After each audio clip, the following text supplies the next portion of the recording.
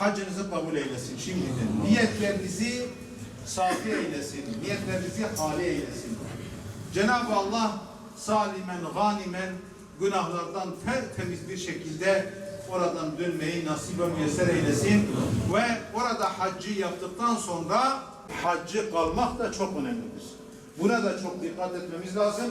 Namazlarımızı cemaatle camide kılmaya özen göstermemiz lazım.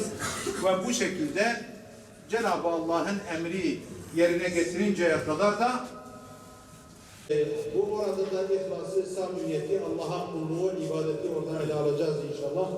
Cenab-ı Allah ölünceye kadar ayaklarımızı, gönlümüzü Cenab-ı Allah iman üzerine huzuruna varabilenlerden eylesin. Cenab-ı Allah bizi, anamızı, babamızı, müminlere de rahmet eylesin. Mekanları cennet eylesin. Ve ahir-i da'vanan elhamdülillahi rabbil alemin.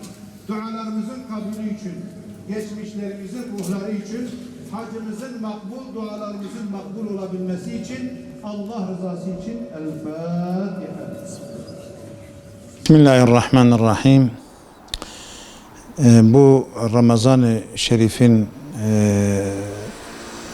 gölgesini üzerimize düştüğü bu günlerde kutsal topraklara hacı olmak için gidenlere Batman'ımızdan giden hacılarımıza ilk seminerimizi, ilk eğitimlerimizi başlatmış bulunuyoruz. Bugün ilk kafileyi burada İl Müftülüğümüzde eğitime onları aldık, seminere aldık. Onlarla beraber olduk. Onlara tavsiyelerde bulunduk. Cenab-ı Allah insanların ömründe belki insanlara bir kere fırsat verdiği bu hac ibadeti çok mübarek, çok güzel bir ibadettir. Onları inşallah en yakın zamanda onları uğurlayacağız o kutsal topraklara. Onlara orada hac nasıl yapılır, orada kafiledeki beraber gittikleri arkadaşlarıyla nasıl bir münasebet içerisinde bulunacakları, orada yaşayacak olan sıkıntıların, meşakkatlerin geçici olduğu ve bu meşakkatler sebebiyle birbirlerinin kalbinin kırmamaları gerektiğini onlara anlattık.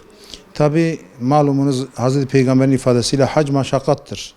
Orada dillerini bilmediğimiz, belki ilk defa gideceğimiz, kültürlerini, örf adetlerini bilmediğimiz insanlarla birlikte bir alanı paylaşacağız.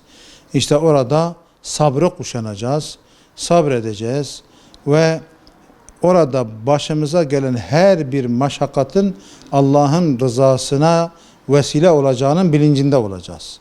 Ben de bu duygu ve düşüncelerle bu Kur'an'da ismi çıkan bu sene hacı olmaya hak kazanan Batmanlı hemşehrilerimizi tebrik ediyorum, kutluyorum. Cenab-ı Allah hacılarını mebrur eylesin, amellerini makbul eylesin ve şunu da tavsiye ediyorum. Tabi önemli olan haccı yapmak ve hacdan döndükten sonra da hacı kalmak. Bu çok önemlidir. Hani aslında namazı camide kılıyoruz ama namazın etkileri camiden çıktıktan sonra üzerimizde kalıyorsa işte o namazımız namazdır. Orucu uğurladıktan sonra o orucun manevi atmosferi üzerimizde kalmışsa, oruç mektebinden gerekli dersler çıkarmışsak işte o zaman orucumuz makbul olmuştur. Hacınızı kabul eylesin şimdiden. Niyetlerinizi safi eylesin. Niyetlerinizi hali eylesin. Cenab-ı Allah salimen, ganimen günahlardan tertemiz bir şekilde oradan dönmeyi nasip ve müyesser eylesin. Ve orada haccı yaptıktan sonra haccı kalmak da çok önemlidir. Buna da çok dikkat etmemiz lazım. Namazlarımızı cemaatle camide kılmaya özen göstermemiz lazım. Ve bu şekilde Cenab-ı Allah'ın emri yerine getirinceye kadar da bu orada da ihlası, samimiyeti, Allah'a kulluğu, ibadeti oradan ele alacağız inşallah.